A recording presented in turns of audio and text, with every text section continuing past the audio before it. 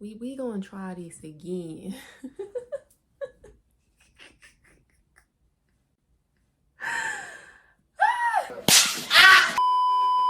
Okay.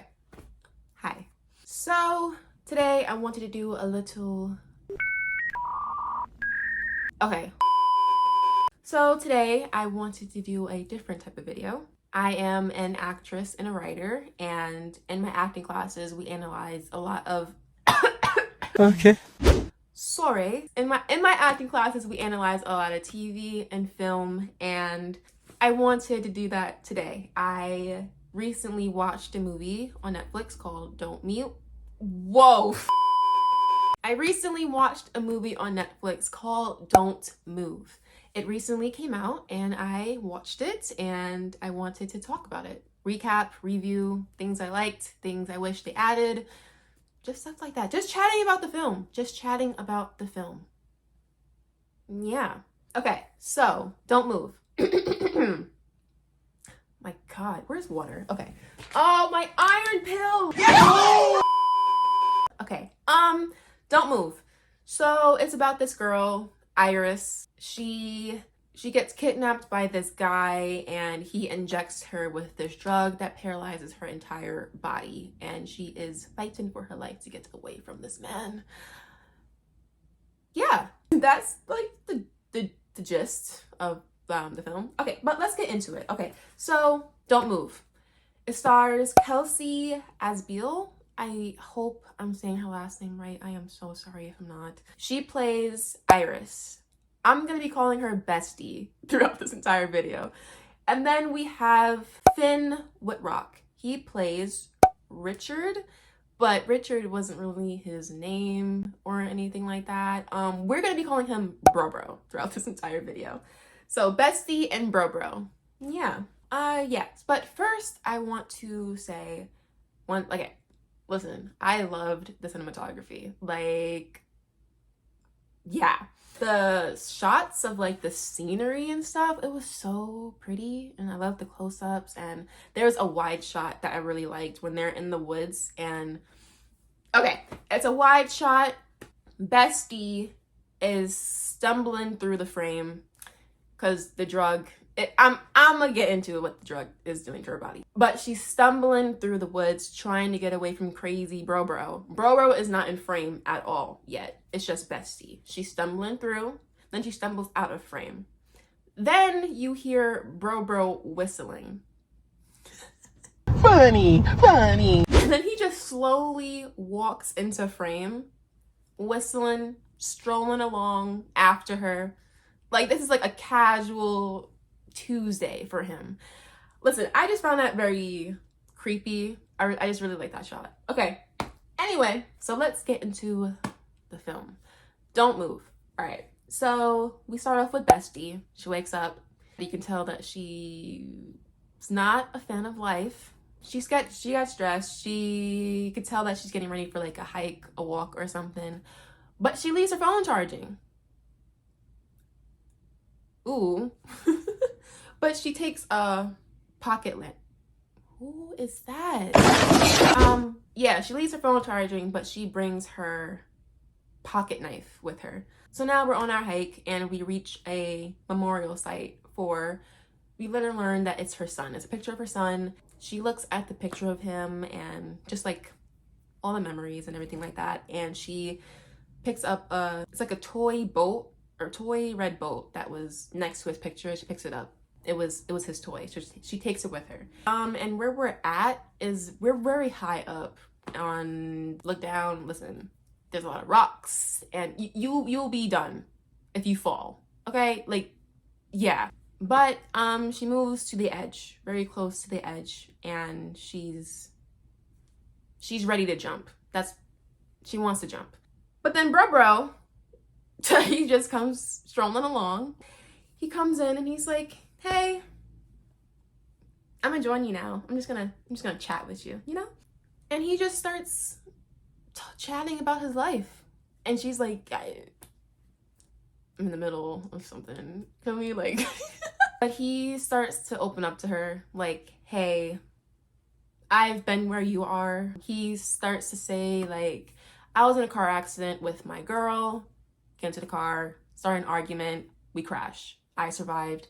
She died. Her name was Chloe. His girl's name was Chloe. He's in the hospital bed for like, I think he said 2 months, and he feels very helpless. He's just trying to connect with her. You know, like, I've been there. I know how you're feeling. So she opens up. She's telling him that I lost my son. We were at this site, and her son was looking for sticks, 3 sticks for himself, for her, and for his father. And as he's looking for the sticks, he falls to his death. So yeah, we're both just connecting over grief and relating to each other, and he gives her advice. He says, he was like, hopeless doesn't mean broken, or something like that. And then he's like, hey, I'ma leave now. Anyway, he's like, I'ma leave now. You do you. I hope you don't do what I think you're about to do. But bye. He doesn't say it like that, but that's what he's saying. So then he leaves, and Bestie is just thinking about everything that just occurred. As Bro is walking back to his car, I need water. Hold on. As Bro is walking back to his car, he hears Bestie. He turns around. Bestie, they make eye contact, and Bestie kind of gives him like a silent, like, thank you for before. And he smiles, and they walk together back to their cars. But Bro is parked very close to Bestie. Mind you, they are the only 2 cars in this lot. There ain't nobody else outside. There ain't nobody there. It's just them. That's the first sign. Like, no. So Bro goes into his car. Bestie tries to get inside her car and the driver's side. But see, I would have walked to the passenger side and gotten through there and locked the door. But anyway. But Bestie tries to go in the driver's side. She's trying to squeeze through, and it ain't working because, again, he really close. Bro looking very weird. He looking like a weirdo in his car right now. Bro, he gets out the car with an umbrella. It's bright as hell outside. Sun shining and everything. Birds chirping. Bestie notices the umbrella. Weird vibes. She getting the weird vibes. He gets close to her. The umbrella is a taser. He tases her, knocks her out. So yeah. So now Bestie is tied up in the back seat of his car. Bro driving along. Bestie is like, well, you know? But she still has that pocket knife that she grabbed before she left the house. So she's trying to cut the wire. But Bro reveals as he's driving, he's like, everything I told you is true. And I think he's telling the truth. I think the stuff that happened with Chloe, car accident, like that, he's like, all that is true. I believe him. But then he starts saying, like, I can't wait to spend like this whole weekend with you. Oh, you can tell that he's been through this before. He's a very seasoned killer. He's done this before. That's a thing I would have liked them to lean into more, that he's a seasoned killer. I think I just wanted to know more of the how and the why. How does he pick his victims? How did he know Bestie was on her hike? Was he following her? Does he, like, you know, like, was he watching her for like a couple of days or something like that? Like, how he know? Because there was no one else on this hike trail. Was it a coincidence that he just found her there and was like, oh, I guess I'm gonna kill her today? Like, what was the, I don't know. But anyway, yeah, I wish they leaned into that more and a little more into his background, but I'll get into that later. But yeah, we're in the car. He's like, I can't wait to spend this weekend with you. What was he planning to do with her this entire weekend? Because he has a cabin. He was like, I'm gonna take you back to the cabin and we're just gonna have a great weekend. What?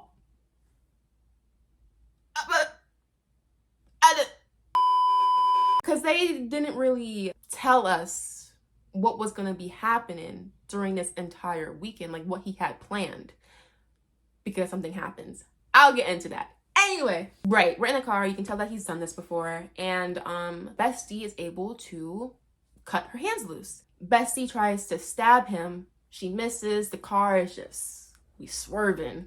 It's a lot. End up crashing into a tree. Yeah. And then we have like a whole like fight thing. Listen, Bestie knew how to fight. She was putting up a fight. I was like, you beat his, oh! As she should. She was kicking his ass. Like, she was like choking him with the seatbelt and everything. She got out in the back seat. She got out of the car. He gets out the car. She's screaming for help. Again, no one's around. Then he's like, oh, look at you. Like, shut up. Then he's like, do you feel it? She's like, what? He's like, oh yeah, I injected you with this drug that will paralyze your body in about 20 minutes. And he just starts telling her everything that's going to happen in her body. He was like, you're gonna feel some tingling, you're gonna have trouble breathing, gonna have trouble talking. He's like, your body's just gonna like shut down completely. She's not gonna be able to talk, move. Only thing she can do is hear and see. So Bessie takes off. She just starts running. But then he's like, running makes it worse. So anyway, we're running through the woods. She's wearing this pink jacket that pops. You can notice her easily in the woods. While Bro is wearing this jacket that blends really well with the trees. So he's able to camouflage. You're not really able to notice him while you can notice her in a heartbeat. And it's just like, then she starts like counting. She starts doing this with her fingers, trying to see if they still move. And as she's doing this, it transitions to a scene of her and her son. It was so cute because they were like counting on the fingers. Ah, it was so cute. That's another thing I wish they leaned more into, the relationship with her and her son and her grief and like how that like drives her throughout the entire movie. I wish I would have, I don't know. I want to see that a little more. Just her and her son and that relationship they had. I don't know. Yeah. Anyway, but yeah, now we're just like stumbling through the woods because our body is just slowly starting to shut down. Oh yeah, and Bro is not chasing her. Like he's not running after her because he knows her body is going to shut down. So he's just like casually walking. He's just strolling. What is that? Yeah, he's just like strolling along, taking his sweet time. Right, her body's shutting down.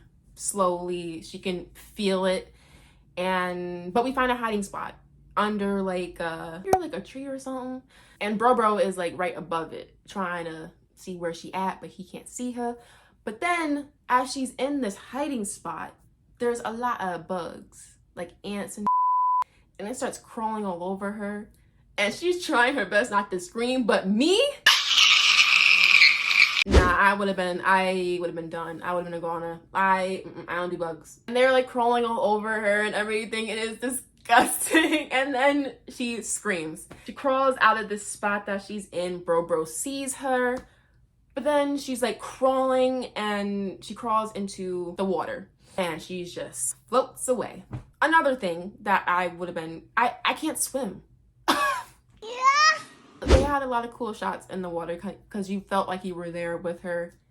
But then as we're in the water, she manages to get out on land. But then as we're crawling on the land, our body gives out, just completely shuts down. She also had a watch, and like an Apple Watch, and she put a timer on for 20 minutes just to like, so she'll know how much time she has. The timer finally goes out and she knows that it's done.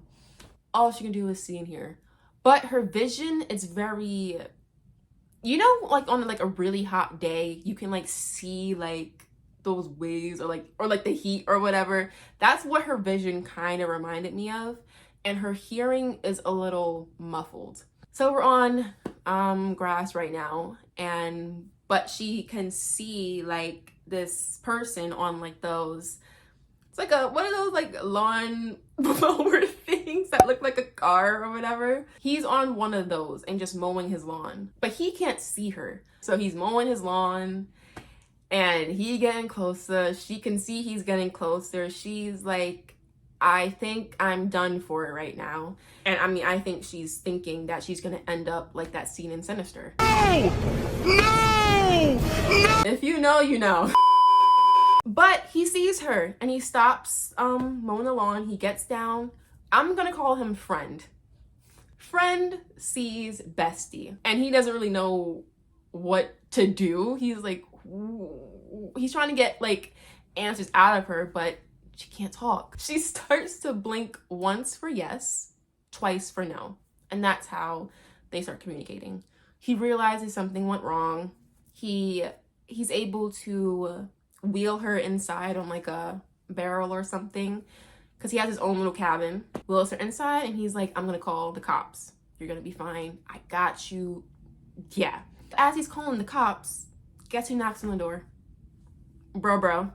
Bro is giving a performance of his life right now. Bro is like, oh my God, I lost my wife. I don't know what to do. We were in a car crash. Like, I lost my phone. I don't know where my wife is at. We split up. Please help me. Friend is like, okay. Friend is very suspicious. So Friend is like, I'll call the cops. You wait outside. So he closes the door. Friend goes back inside. But guess who follows him inside? Bro. Bro starts to look around really quickly to see if he sees Bestie.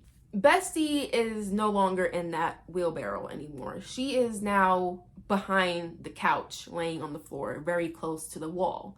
Can't really see her. So yeah, Friend realizes that Bro is behind him. He's like, yo, I told you to wait outside. And Bro was like, oh, I'm so sorry. I was just so scared. But yeah, Bro makes himself at home. He sits on the couch and starts saying his life story. Friend is very suspicious, but Bro is like, you know, when my wife gets bad, she locks up. Her body locks up. She can't talk, she can't move, or anything. So now Friend is getting suspicious of Bestie. And Bro was like, oh my God, my wife just accuses me of doing these horrible things or whatever. I'm just like, and then Friend starts to relate to him and he's like, you know, I've been there. My wife did the same thing to me. And I'm just like, no, Friend, no. Bro is on the couch that Bestie is behind. But then Bro's phone rings. And Friend is like, I thought you lost your phone. And Bro was like, no. So Friend is like, yeah, I think I'm gonna need you to leave. He starts to get suspicious all over again. Bro drops the act though. He's like, yo, just tell me where Bessie at. Like, Friend's like, she's in the shed. Bro's like, don't believe you. Friend is like, I'm calling the cops. As he does, he pushes Bro in the bookshelf and the bookshelf falls on top of Bro. Friend calls the cops while Bro is down underneath a bookshelf. And Friend is like, yo, I think this man's gonna harm me. Please send help. Hurry up. Bro gets up, but Friend is putting up a fight. These characters beat this man up, and as they should. Shit. Bitch. Friend is punching him. Friend is kicking him. Kicked him like 10 times. But eventually, I mean, I knew it was gonna happen, but Bro stabs Friend. Friend passes out on the floor. He makes eye contact with Bestie on the floor, and Friend takes his last breath looking at Bestie. Also, Bestie, Kelsey, so pretty. Like, every time I looked at her, I was like, she is so pretty. Like, oh my God. Okay, anyway, Bro looks into the shed. Bestie ain't there. So, yeah, but he sees gasoline. He ends up pouring gasoline around the entire cabin. Bestie is like, shh.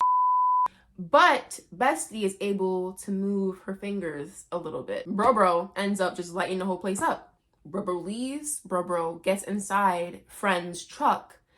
Bestie is trying to on like the blinds, it was a window and there were blinds, and the strings that are attached to the blinds, they were like on the floor. The strings to the blinds were on the floor.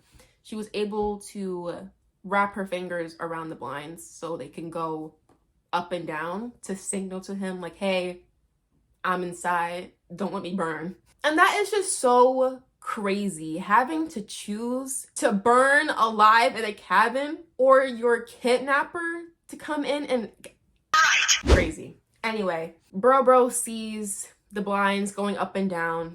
He gets inside, saves Bestie, puts her inside the truck.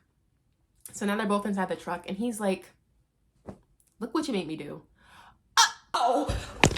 Anyway, we're just riding along, and bro gets a phone call. He answers the phone, and guess who's on the other line? Someone calling him daddy. He's a whole father. And she's like, oh my God, I can't wait to show you my grades. I did so well. And he's like, oh, that's so great, sweetie. I'm so proud of you. Yay, yay, yay. And she's like, oh, we have to celebrate this weekend. And he's like, oh, I'm sorry. I can't, I'm busy. Just busy injecting people with the drug that paralyzes their entire body and kidnapping them. But I'm just so busy. Oh. But the daughter's like, but I talked to mom. We're going to come to your cabin this weekend. And he's like, and she's like, yeah, it's going to be so great. Me and mom are going to meet you up there. We'll be down there in like a few or whatever. And he's like, well, ta-ta-ta. So yeah, now he big mad. And we reach a gas station. He gets outside to pay for the gas. And she looks, and she's like looking around, and she notices there are people around, but she can't move or talk. But then a little boy comes up to her window, and he's just looking at her, but it makes her think of her son. And she's trying to like be like, yo, Help! Help! Help me! His mom comes up, and she's trying to be like, like, don't talk to strangers type of thing. Bro comes back. He comes back into the car, pissed off that she tried to get away from the situation, and he drives away. The boy's mother that was telling him not to talk to strangers, she's watching him drive away. So I feel like she's very suspicious of him. Yeah, we pull up to the crash site where we originally crashed Bro's car when we were trying to get away in the beginning. We're back there. He gets out to get supplies from his car, more like hand ties and another syringe filled with the drug, and he puts it all in front of her, like on the dashboard or whatever. Then it was something to attach his car to the truck. And as he's doing that, wee woo, a cop pulls up, wee woo. And he's looking around. He sees Bestie in the car. He's trying to like scope the scenery out. Wee woo identify the truck as friend's car, because someone called it in. And bro, he gave another performance of his life. My wife got drunk, crashed the car, and when my wife gets drunk, it's just it's just been so hard. I mean, she lost our son, Mateo.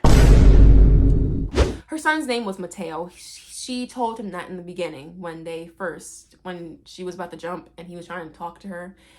She told him that her son's name was Mateo. Oh! But she's able to roll the window down a little bit.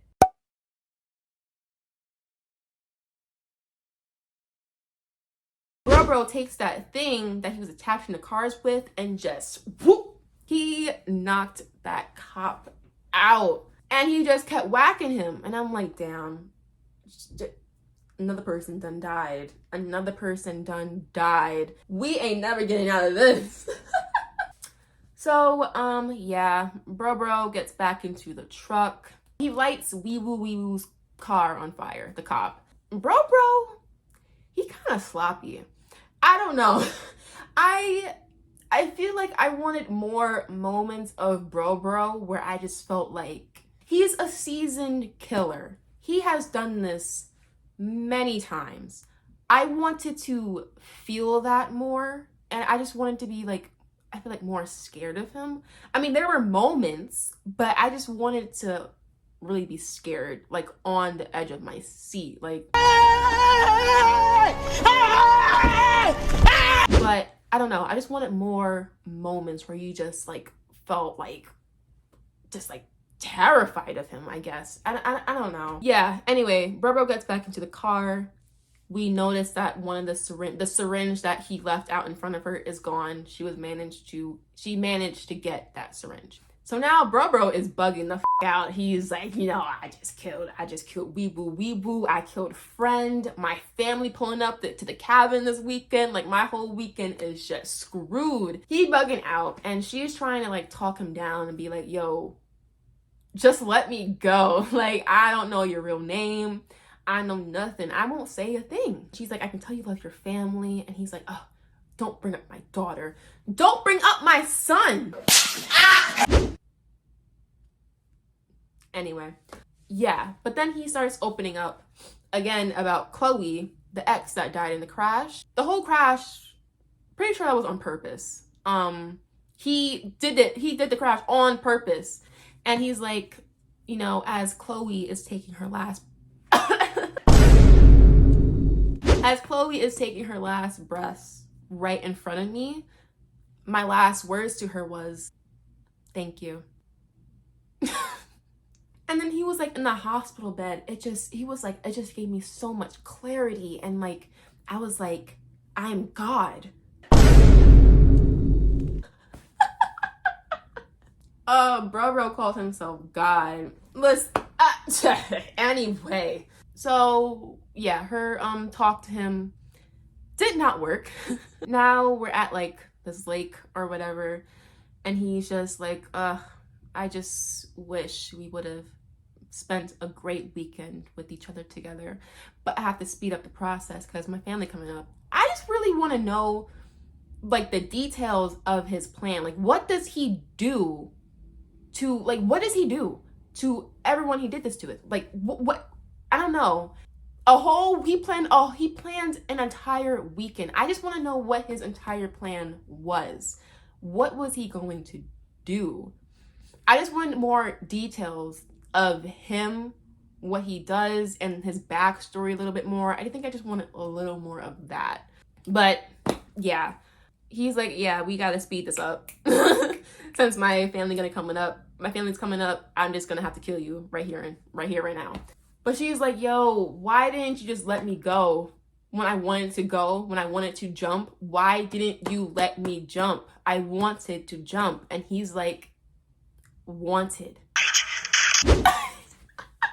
He was like, why take yourself out when I can do it? Anyway, the syringe she was able to get, she stabs it in his leg, but she's not able to like inject him with it because her thumb won't work. It won't work. And he is very offended. He's very offended that she really tried to do that to him. Anyway, didn't work. He pulls her out on the boat, and he rowing. He rowing down the stream. But she was like, can you just do one thing for me before you take me out? She's like, can you get me my son's boat? The boat that she had in the beginning that she took from his memorial site. It was in her pocket. Bro also has a knife strapped at like the back of his belt. And as Bro agrees to get her son's boat, Bro, he's trying to reach in her pocket, and he lifted her arms to get inside her pocket, her jacket pocket, and I guess she was able to grab the knife from the back of his belt. She takes the knife and stabs him in like the mouth or jaw, neck, something. He stabbed. But he also had a gun, right? Bro also had a gun on the boat. He's trying to reach for it. Bestie knocked it out his hand and was able to grab it and just starts shooting. Bestie starts shooting, and she shot him multiple times. Bro ends up falling into the water, and Bestie is like, yes. But then that satisfaction doesn't last because the boat starts sinking because of the bullet holes. Boat starts sinking, and then we're underwater. Right, we're underwater. Also, Bro is also swimming away. Bullet holes and everything. He's still swimming. He's still kicking. Jessie is able to swim back up to the surface. I don't really know how. I believe her hands were still tied. How? I don't know. And then she gets onto the deck and she's like, I'm free. But then she hears Bro coughing and gagging and stuff, and she goes down to him and she's looking down at him, taking his last breaths, and she's like, thank you. The last words he said to Chloe, his ex. And then it ends. That's don't move. But yeah, I talked about like what things I wish they leaned into a little bit more. But I mean, again, I love the cinematography. I love the acting performances from Kelsey and Finn. They're both really good in this movie. And yeah, like how did he like get Kelsey? Like, was he following her? Was this like a planned thing? Like I don't know, like how does he plan his stuff? Like how does he plan like kidnapping his victims? Like how does he like, you know, the how and the why. I want to know more of the how and the why. Yeah, those are my thoughts. But yeah, that's all I got. That's all I got. Thank you for watching. Hope you enjoyed. I will see you next Sunday. Please like and subscribe, and I'll see y'all later. Shabai.